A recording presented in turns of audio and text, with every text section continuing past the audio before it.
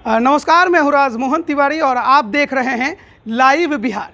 केंद्र में मोदी कैबिनेट के विस्तार के जो आखिरी पल हैं वो चल रहे हैं। बहुत जल्द जो नए मंत्री हैं वो शपथ लेने वाले हैं, लेकिन एलजेपी में टूट के बाद चिराग के चाचा पशुपति कुमार पारस को लोजपा के कोटे से मंत्री बनाए जाने की चर्चा काफ़ी पहले से चल रही थी, लेकिन चिराग पासवान ने पहले ही इस बात को लेकर सीधी प्रतिक्रिया दे दी थी कि लोजपा के कोटे से या लोजपा के नाम से उनके चाचा पशुपति कुमार पारस को अगर मंत्री बनाया जाता है तो वो कोर्ट की शरण में जाएंगे, इस फैसले के खिलाफ वो याचिका दायर करेंगे। लेकिन अब जबकि तस्वीरें लगभग साफ हो गई हैं और ये कहा भी जा रहा है कि बहुत जल्द जो आज शाम 6 बजे मंत्री पद की शपथ लेनी है उसमें पशुपति कुमार पारस शामिल है। एक तस्वीर भी हमारे सामने आई थी जिसमें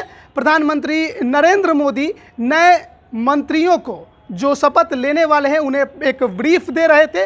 उस दौरान उस बैठक में शामिल थे चिराग के चाचा पशुपति कुमार पारस और ये तय हो चुका है कि वो अब मंत्री बनने वाले हैं और वो भी लोजपा के कोटे से, लोजपा के नाम पर।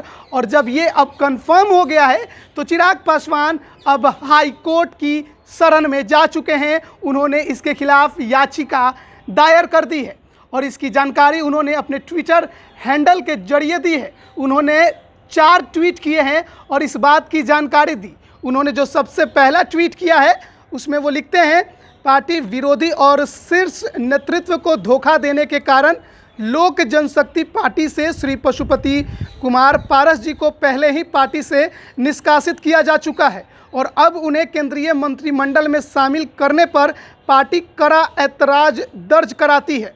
पर दूसरा जो ट्वीट है उसमें वो लिखते हैं, प्रधानमंत्री जी के इस अधिकार का पूर्ण सम्मान है कि वे अपनी टीम में किसे शामिल करते हैं और किसे नहीं, लेकिन जहां तक लोजपा का सवाल है, श्री पारस जी हमारे दल के सदस्य नहीं है। पार्टी को तोड़ने जैसे कार्यों को देखते हुए उन्हें मंत्री उनके गुट से बनाया जाए तो लोजपा का कोई लेना देना नहीं है। लोकसभा अध्यक्ष के द्वारा पार्टी से निकाले गए सांसदों में से श्री पशुपति पारस जी को नेता सदन मानने के बाद लोक जनशक्ति पार्टी ने माननीय लोकसभा अध्यक्ष के समक्ष उनके फैसले पर पुनः विचार याचिका दी थी, जो अभी भी विचाराधीन है। लोक जनशक्ति पार्टी ने आज माननीय लोकसभा अध्यक्ष के प्रारंभिक फैसले जिसमें पार्टी से निष्कासित सांसद श्री पशुपति पारस जी को लोजपा का नेता सदन माना था के फैसले के खिलाफ आज दिल्ली उच्च न्यायालय में याचिका दाखिल की गई है। तो दिल्ली हाई कोर्ट में चिराग पासवान के तरफ से ये याचिका दायर की गई है कि जो लोकसभा के अध्यक्ष ओम बिरला हैं, जिन्होंने पशुपति कुमार पारस को लोजपा का लोकसभा में नेता माना है, वो गैर कानूनी है। ये उनके पार्टी के संविधान के खिलाफ है क्योंकि उन्हें पार्टी से निकाला जा चुका है। इसी फैसले के खिलाफ, यानी लोकसभा के अध्यक्ष माननीय ओम बिरला जी के फैसले के खिलाफ दिल्ली हाई कोर्ट में याचिका चिराग पासवान के तरफ से दायर की गई है। और साथ ही साथ उन्होंने अपने ट्वीट में इस बात का भी जिक्र किया है कि अगर प्रधानमंत्री नरेंद्र मोदी जी पशुपति कुमार पारस को मंत्रालय में जगह देते हैं तो वो जगह दे सकते हैं, इसके लिए वो स्वतंत्र हैं कि उनकी टीम में कौन होगा, लेकिन लोजपा के नाम पर नहीं दे सकते। हालांकि अभी तक शपथ ग्रहण नहीं हुआ है और पशुपति कुमार पारस लोजपा के कोटे से जा रहे हैं या फिर जेडीयू के कोटे से जा रहे हैं या स्वतंत्र उम्मीदवार के तौर पर जा रहे हैं, ये कहना बड़ा मुश्किल है। लेकिन कहीं ना कहीं अब ये बात भी तय है कि अगर पशुपति कुमार पारस मंत्री बन रहे हैं तो वो लोजपा के कोटे से ही बन रहे होंगे।